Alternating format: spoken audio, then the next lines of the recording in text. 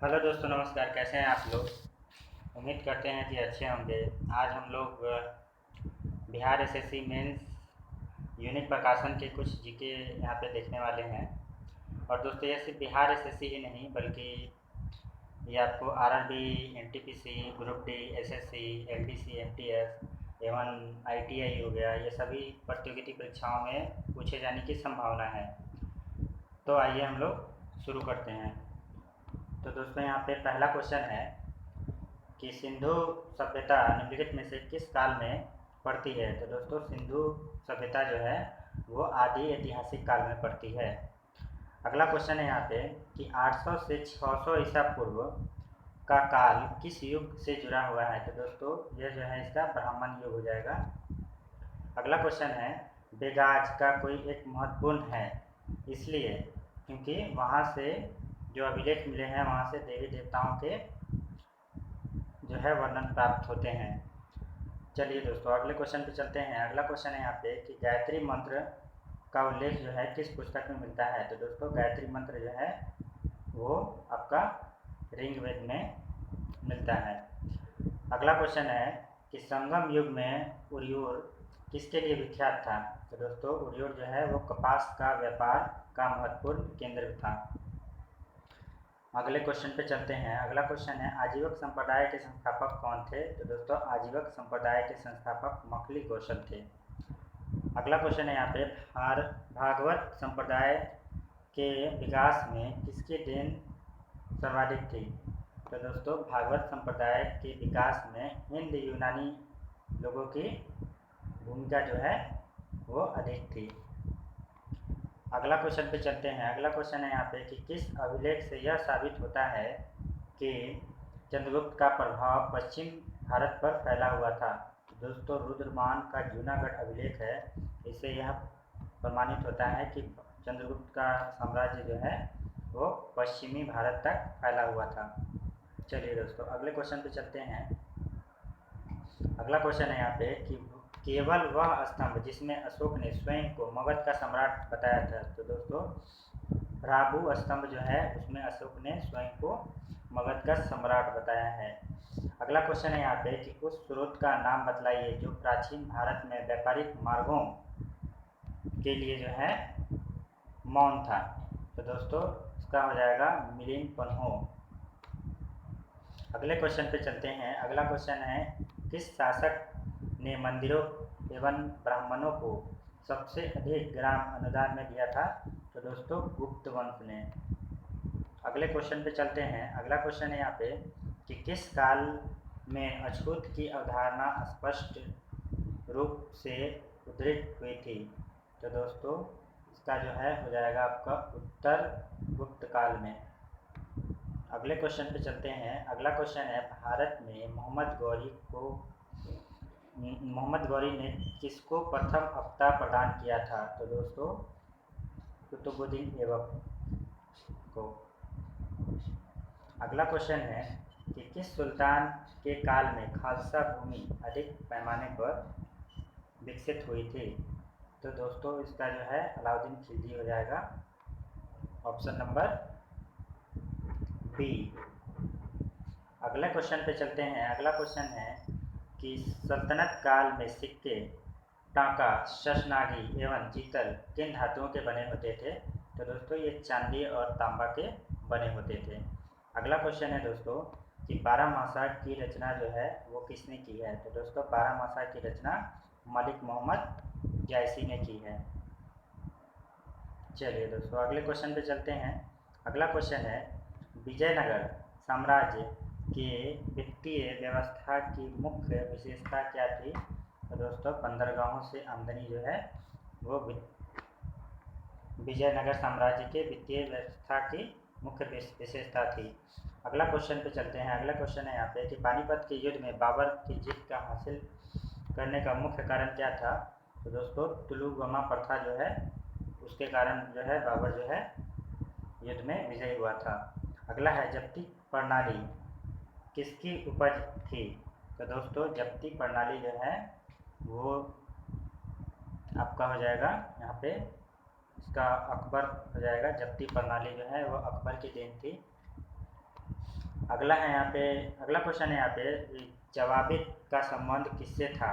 तो दोस्तों जवाबित का संबंध जो है वो राज्य के कानून से था। अगला क्वेश्चन है, ईरान शाह और मुगल शासकों के बीच झगड़े झगड़े की जड़ क्या थी? तो दोस्तों इसका हो जाएगा कंधार के कारण। चलिए दोस्तों अगले क्वेश्चन पे चलते हैं। अगला क्वेश्चन है, दो अप्पा सिंह अप्पा प्रथा किसने शुरू की थी? तो दोस्तों इसका जो है जहांगीर हो जाएगा। अगला क्वेश्चन है, सरंजामी प्रथा किसने शुरू की थी? तो दोस्तों सरंजामी प्रथा जो है वो मराठा भू राजस्व प्रथा से संबंधित थी। अगला क्वेश्चन है दोस्तों कि भारत में 1612 ईस्वी में अंग्रेजों ने पहली फैक्ट्री कहाँ खोली थी? तो दोस्तों अंग्रेजों ने पहली फैक्ट्री जो है 1612 में वो सूरत में खोली थी। चलिए दोस्तों अगले क्वेश्चन पे चलते हैं। अगला क्वेश्चन है यहाँ पे कि महाराष्ट्र में रोमासी कृषक जत्था किसने स्थापित की थी?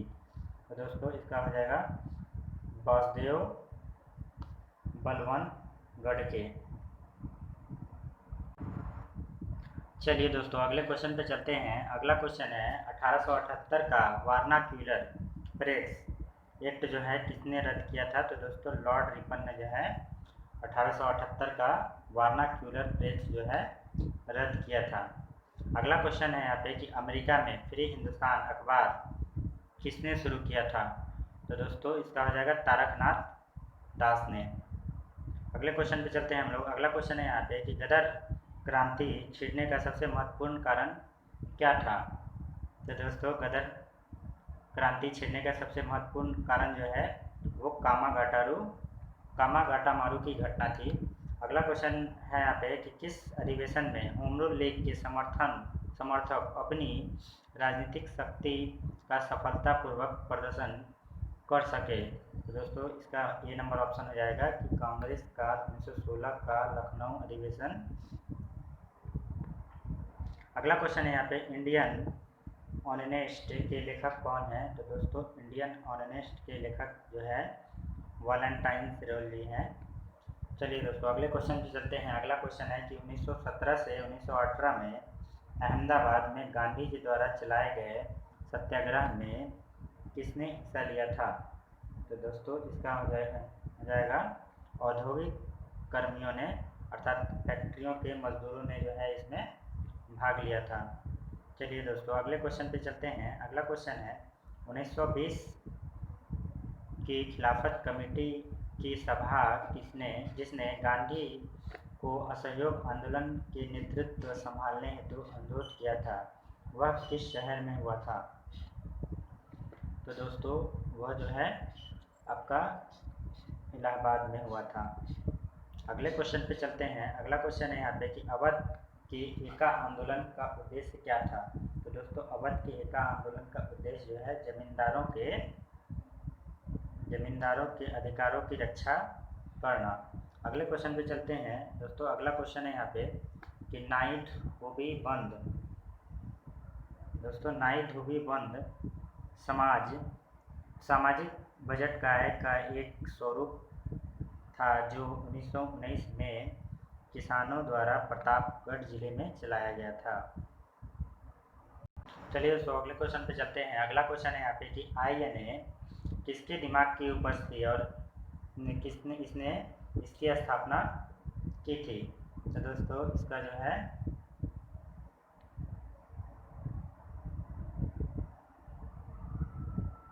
डॉक्टर मनमोहन सिंह हो जाएगा इसका।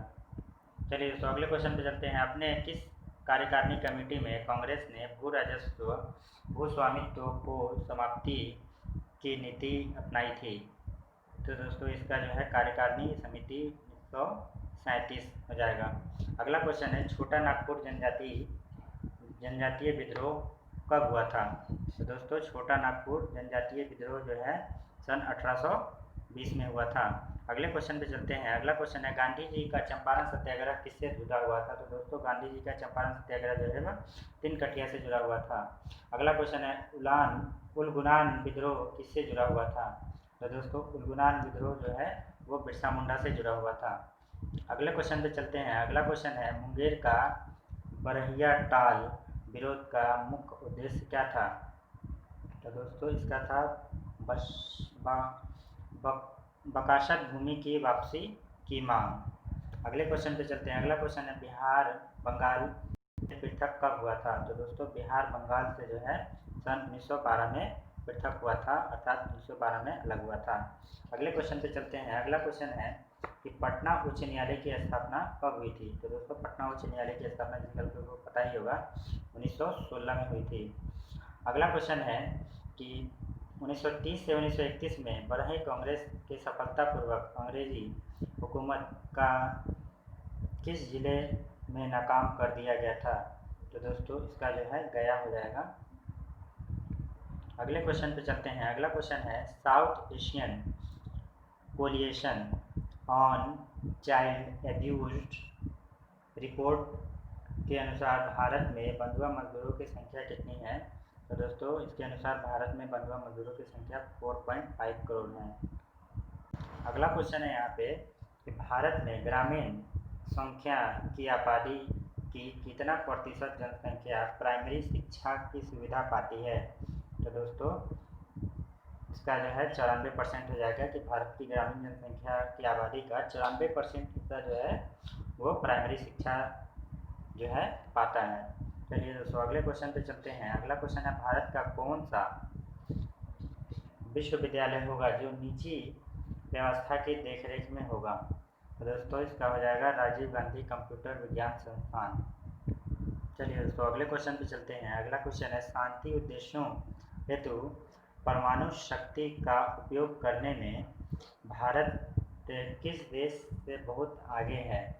तो दोस्तों इसका हो जाएगा यहाँ पे पाकिस्तान से जो है दोस्तों ये बहुत आगे है भारत। अगला क्वेश्चन है किस उच्च न्यायालय ने यह फैसला लिया है कि 3 बार तलाक कह देने से तलाक गैर कानूनी हो जाएगा।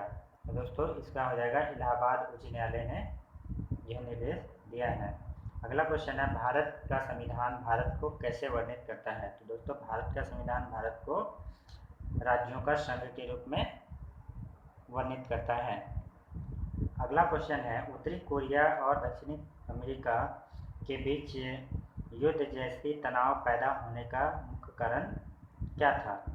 तो दोस्तों इसका हो जाएगा उत्तर कोरिया द्वारा अपने परमाणु ठिकानों के निरीक्षण करवाने से साफ इनकार कर देना।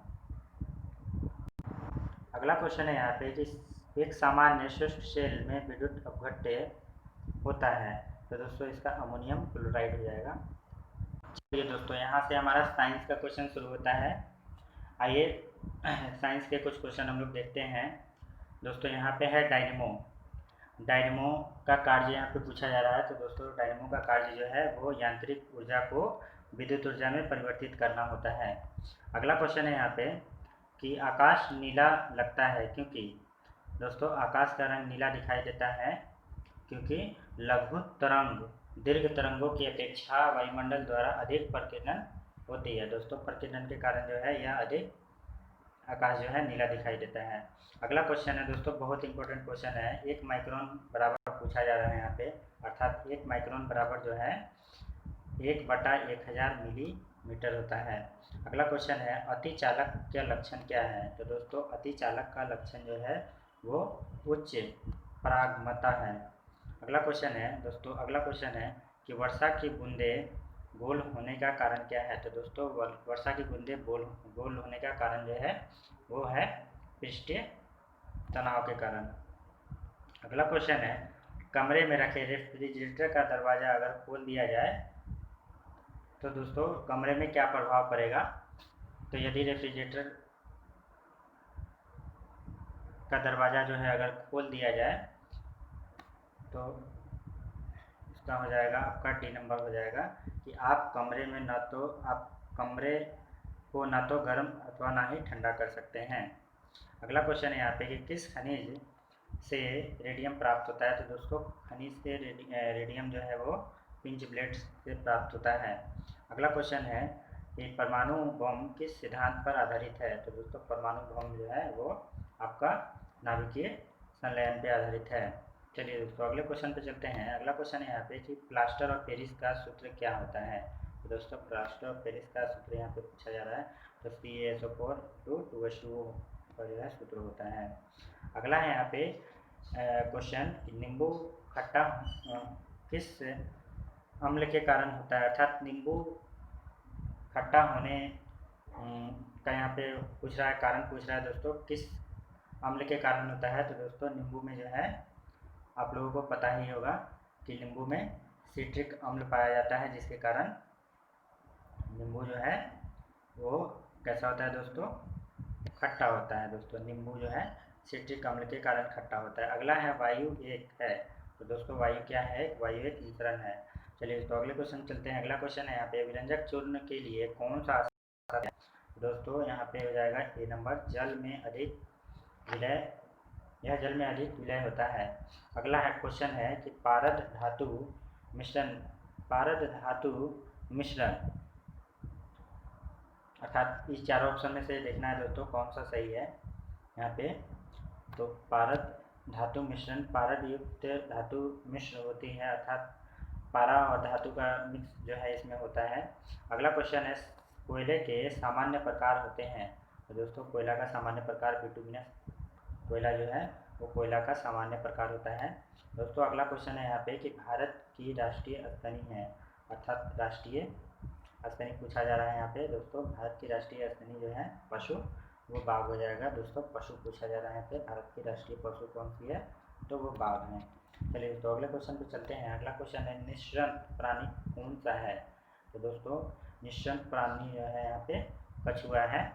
चलिए दोस्तों अगले क्वेश्चन पे चलते हैं। अगला क्वेश्चन है, जल से बाहर निकाल लिए जाने पर मछलियाँ मर जाती हैं, इसका क्या कारण है। तो दोस्तों इसका कारण जो है यहाँ पे, वे श्वास नहीं ले पाती है। जल से जैसे ही उसे बाहर लाते हैं तो उसे ऑक्सीजन जो है वो नहीं मिल पाता है। जैसे कि आप लोगों को पता होगा कि मछलियाँ जल में घुले हुए ऑक्सीजन के माध्यम से सांस लेती है, तो जल से बाहर लाने पर उसे ऑक्सीजन नहीं मिल पाता है, इसी कारण वो मर जाती हैं। अगला क्वेश्चन है, मधुमक्खी कॉलोनी के सदस्य एक दूसरे को पहचानते हैं। तो दोस्तों मधुमक्खियाँ जो है वो अपने गंध से पहचानी जाती हैं। अगला क्वेश्चन है, मनुष्य के जीवन काल में कितने दांत 2 बार विकसित होते हैं। तो दोस्तों मनुष्य के जीवन काल में 20 दांत जो है वो 2 बार जो है विकसित होते हैं। अगला क्वेश्चन है, मनुष्य के शरीर में पैरों की हड्डी कैसी होती है, अर्थात पैरों की हड्डी की बनावट पूछा जा रहा है दोस्तों, तो वो खोखली होती है। अगला क्वेश्चन है, मनुष्य की खोपड़ी में कुल अस्थियों की संख्या कितनी है। तो दोस्तों मनुष्य के खोपड़ी में अस्थियों की कुल संख्या 29 होती है। चलिए दोस्तों, आधुनिक मनुष्य के हाल का पूर्वज है। तो दोस्तों आधुनिक मनुष्य के हाल का पूर्वज जो है पूछा जा रहा है, तो इसका ऑप्शन नंबर बी हो जाएगा, क्रो-मग्न मानुष। अगला क्वेश्चन है यहाँ पे कि माँ पौधे की भांति पौधा मिलता है। तो दोस्तों माँ पौधे की भांति पौधा मिलता है कटा तना से। चलिए दोस्तों अगले क्वेश्चन पे चलते हैं। अगला क्वेश्चन है, 80% से अधिक सेलों में पाया जाने वाला पदार्थ कौन सा होता है। तो दोस्तों 80% से अधिक सेल में पाया जाने वाला पदार्थ जो है वो जल होता है। इंसुलिन प्राप्त होता है। तो दोस्तों यहाँ पे पूछा जा रहा है इंसुलिन कहाँ से प्राप्त होता है। तो दोस्तों इंसुलिन जो है वो डालिया की जड़ों से प्राप्त होता है। अगला क्वेश्चन पे चलते हैं। अगला क्वेश्चन है यहाँ पे कि अरविंद खुराना को किस आविष्कार से सम्मानित किया गया। तो जीन के संश्लेषण के लिए इन्होंने, अरविंद खुराना जी ने मटर के पौधे पे जो है वो प्रयोग किया था, अर्थात जीन के संश्लेषण के लिए इन्हें जो है सम्मानित किया गया है। चलिए दोस्तों अगले क्वेश्चन पे चलते हैं। अगला क्वेश्चन है यहाँ पे कि संसार का सबसे बड़ा पुष्प कौन सा है। तो दोस्तों संसार का सबसे बड़ा पुष्प जो है रेफ्लेशिया है।